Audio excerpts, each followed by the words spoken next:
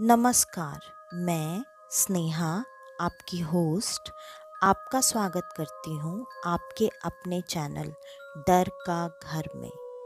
इसमें मैं वो कहानियाँ लेकर आऊँगी जो आपको शायद थोड़ा डराएंगी और थोड़ा एंटरटेन भी करेंगी। आज मैं जो कहानी आपके लिए लेकर आई हूँ, ये कहानी है एक सच्ची घटना पे आधारित। ये कहानी ऐसी है कि शायद आपको ऐसा लगे कि ये आपके आसपास ही कहीं घटी हो सकती है। आज की ये कहानी है रवि और उसके परिवार के बारे में। रवि एक बहुत ही अच्छे और भरे पूरे परिवार का बेटा था। उसके परिवार में उसके माता पिता के अलावा उसकी 2 बहनें भी थीं। वो दोनों बहनें बड़ी बहन थीं, लेकिन रवि पूरे परिवार का सबसे लाडला बेटा था। क्योंकि वो छोटा था, इसलिए वो सबको बहुत ज़्यादा ही प्यारा था।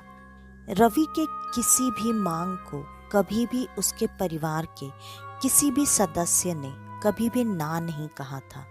रवि के मुंह से कभी भी कोई भी इच्छा बस जाहिर होने की देरी होती थी, वो चीज़ पूरी कर दी जाती थी। और रवि की जिंदगी में उसने एक मांग ऐसी रखी जो जब पूरी की गई तो उससे उसका पूरा परिवार तहस नहस हो गया। रवि अपनी पढ़ाई लगभग पूरी कर चुका था और अब उसे जॉब करना था। ये भी उसकी इच्छा थी। उसने अपने परिवार वालों को ये चीज़ बताई। परिवार वालों में से किसी ने भी उसके इस बात का कोई विरोध नहीं किया। सबने यही बोला कि ठीक है, पढ़ाई तुम्हारी है। अगर तुम्हें लगता है कि तुम अपने इस जॉब के साथ अपनी पढ़ाई पूरी कर सकते हो तो तुम ये करो, तुम्हें इसके लिए कोई भी मना नहीं करेगा। और घर वालों का हमेशा की तरह पूरा सपोर्ट रवि के साथ था। रवि ने अपने पढ़ाई के साथ साथ वो जॉब करना शुरू किया। रवि ने जब जॉब करना शुरू किया तो धीरे धीरे पढ़ाई से उसका ध्यान भटकता चला गया, जिसकी वजह से परिवार वालों ने कहा कि तुम अब ये जॉब छोड़ दो और पढ़ाई पूरी करो। लेकिन तब तक रवि को पैसे कमाने की आदत लग चुकी थी। उसे ये आदत हो चुकी थी कि पैसे खुद से खुद के पास आने चाहिए, किसी से मांगना ना पड़े, चाहे वो माता पिता ही क्यों ना हो। ये अच्छी बात भी है, लेकिन पढ़ाई को छोड़कर इन चीज़ों में जाना ये अच्छी बात नहीं थी। ये रवि उस वक्त समझ नहीं पाया और उसने अपनी पढ़ाई 12 के बाद छोड़ दी। उसने आगे की पढ़ाई कंटिन्यू नहीं की। रवि ने कुछ वक्त तक जॉब किया और जॉब करने के बाद उसकी जॉब भी अच्छी खासी चल रही थी, लेकिन धीरे धीरे उसके कम एजुकेटेड होने के वजह से उसके जॉब में भी परेशानियां आने लगीं। और उसके जॉब में परेशानियां आने के वजह से नौबत अब ऐसी आ गई थी कि रवि को उसकी जॉब छोड़नी पड़ी। उसके बाद भी उसके घर वालों ने उसे यही बोला कि तुम अभी भी चाहो तो अपनी पढ़ाई कंटिन्यू कर सकते हो। लेकिन अब रवि का पूरी तरह से दिमाग पढ़ाई से हट चुका था, इसलिए उसने अपनी पढ़ाई कंटिन्यू नहीं करने का फैसला किया और उसने जॉब के लिए ये डिसाइड किया कि वो अब अपना शहर बदल देगा और शहर बदल कर बड़े शहर में बड़ी अपॉर्चुनिटी के साथ कुछ करेगा और करके दिखाएगा। उसका ये विश्वास बहुत ही ज़्यादा दृढ़ था, तो वो जॉब करने के लिए एक बड़े शहर में पहुंच गया। बड़े शहर में आपको सारी चीज़ें मिलती तो हैं, लेकिन उसके लिए मेहनत भी उतनी ही करनी पड़ती है। रवि इन चीज़ों के लिए शायद कहीं ना कहीं मेंटली प्रिपेयर नहीं था। रवि के कम एजुकेटेड होने की वजह से उसे बड़े शहर में भी जॉब और पैसे कमाने को लेकर काफ़ी स्ट्रगल करना पड़ रहा था। उस बीच उसकी मुलाकात एक लड़की से हो गई थी। उसके कॉमन फ्रेंड्स के थ्रू वो उस लड़की से मिला। पता नहीं, एक अजीब सा ही जादू, एक खिंचाव या फिर वशीकरण जैसा कुछ था उस लड़की में कि रवि चाहते हुए भी खुद को उस लड़की से दूर नहीं कर पा रहा था। और जो भी कॉमन दोस्त थे सबने उसे इन चीज़ों के लिए बहुत समझाया था कि इस लड़की से ज़्यादा मेल जोल मत बढ़ाना, ये लड़की थोड़ी अजीब है। लेकिन रवि के तो ऊपर शायद उस लड़की का जादू सा चल गया था। वो अपने दोस्तों से छुप छुपा कर और सबके अगेंस्ट जाकर अब उस लड़की से मिलने लगा था। धीरे धीरे ये बात उसके दोस्तों के माध्यम से उसके घर वालों को भी पता चल गई। घर वालों ने भी उसे इन चीज़ों के लिए रोका और ये भी कहा कि तुम अभी बहुत छोटे हो, तुम्हारी उम्र नहीं हुई है इन चीज़ों के लिए, तो दूर हो जाओ और जिस काम के लिए गए हो उन चीज़ों पर ध्यान दो और वो काम करो। लेकिन रवि मानने वाला नहीं था। रवि ने अब अपने घर वालों से भी झूठ बोलना शुरू कर दिया था, जो कि उसने आज से पहले कभी नहीं किया था। रवि ने बातें छुपाना, झूठ बोलना, हर बात पे अपने घर वालों पर चिढ़ना, चिल्लाना, सब कुछ शुरू कर दिया था। ये व्यवहार उसका उसके घर वालों के प्रति थोड़ा नहीं बहुत अजीब था। लेकिन रवि ऐसा होता जा रहा था, ये उसे खुद में भी एहसास नहीं था। वो लड़की जिसका जादू रवि के ऊपर चल रहा था, उसके बारे में उसके दोस्तों ने उसको बहुत ही समझाने की कोशिश की, क्योंकि वो लड़की चरित्रहीन भी थी और तो और उसका बर्ताव भी बहुत ही अजीबोगरीब था, नॉर्मल लोगों से काफ़ी अलग। वो हर चीज़ में अजीब सी ही चीज़ें किया करती थी और अगर वो किसी के लिए कुछ भी बुरा अपने मुंह से बोल देती तो वो बात हमेशा सच हो जाती थी। और वो बुरा बोलने के अलावा कभी किसी के लिए ना तो अच्छा बोलती और ना ही अच्छा सोचती थी। लोगों को लगता था एक समय तक कि शायद उसके अंदर ये जलन और बुराई वाला नेचर है। लेकिन धीरे धीरे ये बात दोस्तों को समझ में आने लगी कि वो लड़की टोना टोटका किया करती थी। ये बात भी दोस्तों ने रवि को समझाने की बहुत कोशिश की कि तुम ये जो कर रहे हो ये मत करो, तुम्हें नहीं समझ में आ रहा है, तुम्हारे ऊपर जादू टोना किया जा रहा है। लेकिन ना तो रवि इन बातों को सुनने को तैयार था और ना ही किसी की बात पर भरोसा करने को तैयार था। और अब रवि ने इतनी छोटी उम्र में, उसकी उम्र ज़्यादा से ज़्यादा 20-22 साल की होगी, शादी करने का फैसला कर लिया था। वो लड़की उससे उम्र में काफ़ी बड़ी भी थी, लेकिन उसे इन बातों से कोई फ़र्क नहीं पड़ रहा था। मैं ये नहीं कहती कि बड़ी उम्र की लड़की से आप शादी नहीं कर सकते, इसमें कोई बुराई नहीं है। बुराई इस चीज़ में है कि आप इन चीज़ों के लिए, मतलब किसी गैर के लिए, किसी अपने को कितनी तकलीफ दे रहे हैं। रवि इन सब बातों के एहसास से बहुत परे हो चुका था। रवि ने बिना अपने घर वालों को बताए उसके साथ अपनी शादी भी तय कर ली और घर वालों को सिर्फ इतना बताया कि वो शादी करने जा रहा है, अगर आप लोगों को आना है तो आओ और नहीं आना है तो मत आओ। लेकिन उसका परिवार उससे बहुत ज़्यादा प्यार करता था, इसलिए ना चाहते हुए भी सिर्फ रवि की खुशी के लिए वो परिवार उसकी शादी में शामिल हो गया। शादी में जब परिवार शामिल होने के लिए गया था, तब उस लड़की के पूरे परिवार को देखकर लड़के के, मतलब रवि के परिवार वालों को ये बात अच्छे से समझ में आ गई थी कि ये कोई नॉर्मल परिवार तो नहीं है।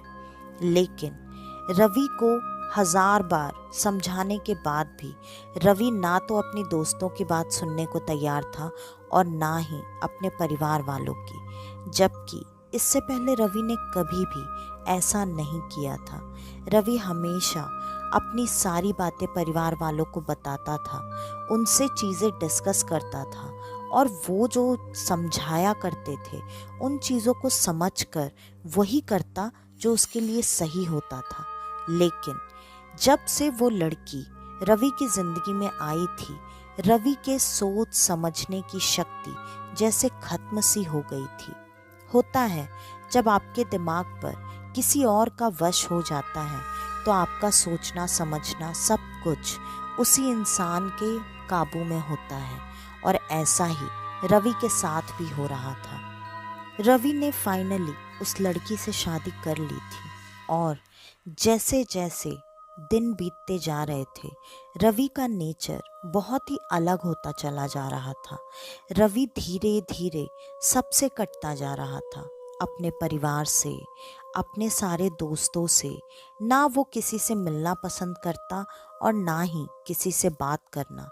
वो बस वही चीज़ें किया करता था जो वो लड़की उसे बोला करती या उससे करवाना चाहती थी। उसने धीरे धीरे रवि को उसके परिवार के खिलाफ इस तरह से कर दिया कि रवि पर कोई असर नहीं होता था। यहाँ तक कि बीच में रवि के पापा का देहांत भी हो गया, लेकिन रवि को इससे भी कोई फर्क नहीं पड़ा। रवि एक बार भी अपने पिता के अंतिम क्रिया में गया भी नहीं, और जब वो वहां पर पहुंचा तो उसने बाद में भी इन चीज़ों का एहसान गिनवाने से वो पीछे नहीं हटा। उसने अपनी माँ को और अपनी बहनों को यहाँ तक सुना दिया कि ये जो भी इनके क्रियाक्रम में पैसे भी लगे थे ना, वो भी मेरी पत्नी ने ही दिए थे। वो नहीं देती तो शायद कुछ हो भी नहीं पाता। रवि की बुद्धि पूरी तरह से भ्रष्ट हो चुकी थी। उसके समझ में ये बिल्कुल नहीं आ रहा था कि वो क्या कर रहा है। रवि अपने परिवार को पूरी तरह से छोड़ना चाहता था, लेकिन उसकी माँ और उसकी बहनें उससे इतना ज़्यादा प्यार करती थी कि वो चाह करके भी रवि से अलग नहीं हो पा रही थी। और रवि की ऐसी हालत देखने के बाद उनके मन में रवि को लेकर बहुत ज़्यादा चिंता आने लगी थी। इस वजह से वो रवि के बार बार बेइज्जती करने पर, उसको गंदा बोलने पर भी वो कभी भी रवि से अपना रिश्ता नाता नहीं तोड़ते। हाँ, ये ज़रूर होता कि उनको थोड़े वक्त के लिए दुख लगता, बुरा लगता, तो वो आपस में ही बातें करके, रो के, दुखी होकर, लेकिन फिर से रवि के पास घूम फिर कर पहुँच जाया करते थे। और रवि बार बार अपने परिवार वालों को उस लड़की के वजह से बेइज्जत करता, उनको बुरा भला कहा करता, और वो लड़की तो इन चीज़ों में कभी कोई कसर ही नहीं छोड़ा करती थी। उसकी तो जैसे आदत बन गई थी। वो जब तक दिन भर में 10 बार उसके परिवार वालों को गालियां नहीं देती और बुरा भला नहीं बोल लेती, लगता था जैसे उसका खाना ही हजम नहीं होता था। धीरे धीरे रवि के परिवार में एक के बाद एक मौतें होना शुरू हो गई थी। पहले उसके पिताजी का देहांत हुआ, बाद में उसके सगे मौसा जी का देहांत हो गया, जो कि उसकी शादी में आए थे उसको आशीर्वाद देने के लिए। सब कुछ कुछ समय तक ऐसा ही चलता रहा, और अब रवि की दोनों बहनों की शादी हो चुकी थी, लेकिन दोनों बहनों के दिल से रवि के लिए प्यार और लगाव खत्म नहीं हो पा रहा था। रवि की बहनें जब भी कभी रवि के घर पर उससे मिलने आया करती, तब उसकी भाभी हमेशा वैसे ही बुरे तरीके से उन दोनों बहनों को ट्रीट किया करती थी। एक बार तो उसने उसकी एक बहन के ऊपर चोरी का इल्ज़ाम लगाकर घर से बेइज्जत करके उसे निकाल दिया। लेकिन इतना होने के बाद भी वो बार बार पता नहीं किस भाई के मुंह में पड़ी हुई थी कि उसके घर हमेशा आना जाना करती ही रहती थी। धीरे धीरे जिस बहन के ऊपर, मतलब बड़ी बहन के ऊपर जो चोरी का इल्ज़ाम लगाया था, उस बहन की तबीयत दिन ब दिन खराब रहने लगी।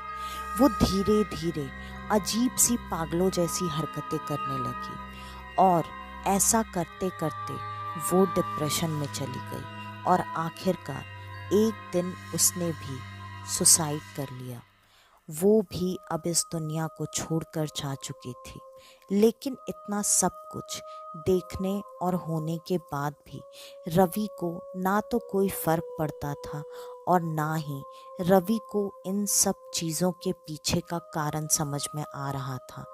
अब बारी थी उसकी छोटी बहन और उसकी माँ की। माँ की तबीयत धीरे धीरे अब बहुत ज़्यादा बिगड़ने लगी। माँ भी बहुत ज़्यादा हमेशा बीमार रहा करती थी, लेकिन शायद माँ अभी तक इसलिए बची हुई थी क्योंकि वो बेटे के घर पर आना जाना बिल्कुल नहीं करती थी। लेकिन जो दूसरी बहन थी, छोटी बहन, उसके भी साथ ऐसा ही होने लगा। उसके ससुराल में बिना वजह के लड़ाई झगड़े, चीख पुकार, घर का पूरा माहौल दिन ब दिन बिगड़ने लगा। और कुछ दिनों बाद पता नहीं क्या सोचकर या फिर कुछ करने के इरादे से उसकी भाभी जबरदस्ती अपने पति मतलब रवि को लेकर छोटी बहन के घर पर पहुंची। और वो छोटी बहन के घर पर जब पहुंची तो उसने कोई ऐसी चीज थी जो घर के एक कोने में छुपाई। जब वो चीज वो छुपा रही थी तो छोटी बहन की जो ननद थी, मतलब उसके पति की बहन, उसने ये करते हुए उसकी भाभी को देख लिया। और उसने उस वक्त इस बात का जिक्र किसी से भी नहीं किया, लेकिन जब वो घर से चली गई तब उसने अपनी भाभी को मतलब रवि की छोटी बहन को ये बात बताई। रवि की छोटी बहन पहले से इन चीज़ों को लेकर थोड़े बहुत शक में तो थी ही। उसने तुरंत वहाँ उस जगह पर जाकर चेक किया, लेकिन उस जगह पर कुछ भी नहीं था। शायद कोई मीठी चीज़ रखी गई थी जो कि अब वहाँ से गायब थी और उसके जगह पर सिर्फ चींटियाँ थीं, बहुत सारी चींटियाँ, जिसको उन लोगों ने ये सोचा कि शायद ननद का वहम होगा, जिस वजह से उन लोगों ने वहाँ पर उस वक्त चींटियों को हटाने के लिए जो करना था वो किया और उस चीज़ को इग्नोर कर दिया। और धीरे धीरे अब छोटी बहन के भी घर में समस्याएं होने लगी। मुश्किल से 2 हफ्ते ही बीते होंगे। छोटी बहन की सास, जो कि काफ़ी दिनों से कमर दर्द से बहुत परेशान चल रही थी, लेकिन अचानक रात में उन्हें पता नहीं क्या हुआ और उन्हें दिल का दौरा पड़ने से उनकी भी मृत्यु हो गई। और उनके जाने के बाद अब धीरे धीरे ये चीज़ उसके घर पे सबके ऊपर हावी होने लगी थी। लेकिन ये बात कहीं ना कहीं जो ननद ने बताई थी वो छोटी बहन को दिमाग पे क्लिक कर गई, जिसकी वजह से वो तुरंत एक बाबा जी के पास पहुंची। और बाबा जी को बताने पे बाबा जी ने कहा, इसको देखने के लिए बेटी मुझे तुम्हारे घर पर आना पड़ेगा। और वो बाबा जी छोटी बहन के घर पर आए। जब उन्होंने देखा तो उन्होंने कहा, हाँ, यहाँ क्रिया करके तुम सबकी जान बारी बारी जाने वाली है और इसके लिए कोई घर पर आकर कुछ कर कर गया है। फिर छोटी बहन ने कहा, बाबा जी आप जो कर सकते हैं कीजिए, लेकिन हमें इस मुसीबत से बचा लीजिए। और मुझे ये भी जानना है कि मैं जिस पर शक कर रही हूँ क्या उसी ने ये चीज़ें की हैं। बाबा जी ने कहा, हाँ, तुम्हारे घर में अब जो भी परेशानी हो रही है वो सब के लिए जिम्मेदार सिर्फ और सिर्फ वही औरत है। वो काली शक्तियों की पूजा करती है। तुम लोगों ने ये चीज़ पता नहीं कभी ध्यान दी या नहीं दी, लेकिन ना तो वो मंदिर जाना पसंद करती है और ना ही पूजा पाठ करती है। इसके पीछे रीज़न यही है कि वो काली शक्तियों की पूजा करती है तो वो भगवान की पूजा नहीं कर सकती, और वो तेरे पूरे परिवार की बलि देकर खुद की शक्तियों को बढ़ाना चाहती है। फिर छोटी बहन ने बाबा जी से आग्रह किया तो बाबा जी ने कहा, ठीक है, इसका छुटकारा हो सकता है। उसके लिए मैं तुम्हें जो जैसे उपाय बताऊं वो सारे उपाय तुम करो और फिर तुम इन चीज़ों से मुक्त हो सकती हो। लेकिन अगर तुम ये सोच रही हो कि तुम उसका कुछ बिगाड़ पाओगी तो ये नहीं हो सकता है, ये मेरे बस का भी नहीं है, तो तुम्हारा भाई भी उसके चंगुल से कभी नहीं बच सकता है। ये सुनकर छोटी बहन थोड़ी निराश तो हुई, लेकिन अभी उसके लिए प्रायोरिटी उसका पूरा खुद का परिवार था, तो उसने उसको बचाने पर ज़्यादा ध्यान दिया। उसने यही कहा कि बाबा जी, आप जो भी उपाय बता सकते हैं वो उपाय बताइए और मेरे घर से इस बुरी शक्ति को दूर करके मेरे घर का बंधन कर दीजिए, जिससे आगे से मेरे घर पे कभी कोई ऐसी मुसीबत ना आ सके। बाबा जी ने वैसा ही किया। उन्होंने घर के सारे सदस्य के लिए एक एक तावीज दी और सबको रोज हनुमान चालीसा का पाठ करने के लिए कहा। उसके साथ साथ शनिवार और मंगलवार को बजरंग बाण का पाठ करने को भी कहा। ये सारी चीजें बताने के बाद उन्होंने घर का बंधन भी कर दिया। अब छोटी बहन के घर में सब कुछ ठीक हो चुका था और इतनी सारी बातें उसके पति को जब पता चली तो उसने साफ साफ मना कर दिया कि आज के बाद ना तो तुम अपने भाई से मिलने कभी उसके घर जाओगी और ना ही वो लोग कभी हमारे घर आएंगे।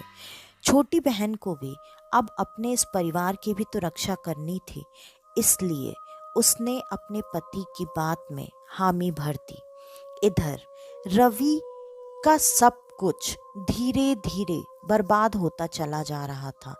अब वो काम काज छोड़कर घर पे निठल्ला बैठा रहता और उसकी पत्नी उसके ज़रूरतों की सारी चीज़ें उसे रोज 10 गालियाँ और 10 बातें बोलकर बेइज्जत करके, जितना कि शायद हम एक कुत्ते के भी साथ बुरा नहीं करते हैं, इतना बुरा ट्रीटमेंट करके उसे खाने पीने को दिया करती और थोड़ी बहुत ज़रूरत की चीज़ें जैसे कपड़े वगैरह दिया करती थी। लेकिन रवि को ना तो ये चीज़ें दिखती थी, ना ही उसे एहसास होता था, क्योंकि वो पूरी तरह से उसके काबू में था। और कुछ समय बाद उसकी पत्नी, मतलब वो चुड़ैल, प्रेग्नेंट हुई और उसने एक बहुत ही भयानक से, अजीब से दिखने वाले बच्चे को जन्म दिया। और जब उस बच्चे का जन्म हुआ, उस बच्चे को देखकर ही साफ साफ समझ में आ रहा था कि ये उसके पापों का फल था।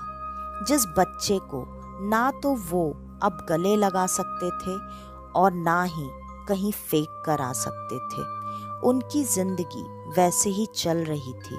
मुश्किल से 2 महीने निकले होंगे और रोज रोज वो उस बच्चे को देखकर अंदर से कुढ़ती और जलती। आखिरकार उसने एक दिन अपने उस बच्चे की भी बलि दे दी, जिससे उसकी शक्तियाँ और ज़्यादा बढ़ जाएं। और अब पहले से भी ज़्यादा बुरी हालत हो चुकी थी रवि की। पहले तो फिर भी उसको चीज़ें थोड़ी बहुत समझ में आती थीं, लेकिन अब रवि पागल की तरह हो गया था, जिसको वो जहाँ बोलती बैठो वो बैठता, जहाँ बोलती उठो वो उठता। आज भी रवि वैसी ही जिंदगी जी रहा है और उसका उसके किसी भी परिवार वाले से अब कोई लेना देना नहीं है। अब अगर गलती से कभी उसके परिवार के कोई लोग उसके आमने सामने भी आ जाते हैं, फिर भी उससे मुंह फेर कर चले जाते हैं। तो आज की ये कहानी यहीं पर ख़त्म होती है। आपको हमारी आज की ये कहानी कैसी लगी, हमें कमेंट करके बताना बिल्कुल भी मत भूलिएगा। और प्लीज़ मेरे सारे पुराने दर्शकों से मेरी ये उम्मीद है कि जैसे आपने मुझे पहले अपने बहुत सारा प्यार और सपोर्ट दिया था, वैसे ही आपके बहुत सारे प्यार और सपोर्ट की मुझे ज़रूरत है। तो वो मुझे और इस चैनल को देने के लिए इस चैनल को लाइक, शेयर और सब्सक्राइब करना बिल्कुल भी ना भूलें। और अगर आपके भी पास आपकी ऐसी कोई कहानी हो तो डिस्क्रिप्शन में दिए ईमेल आईडी पे आप हमें आपकी वो कहानी भेज सकते हैं। तो आज के लिए बस इतना ही। मैं स्नेहा, आपकी होस्ट, आज के लिए लेती हूँ अलविदा। कल वापस से आपसे मिलने आऊँगी एक नई और इंटरेस्टिंग स्टोरी के साथ। तो कल तक के लिए नमस्कार।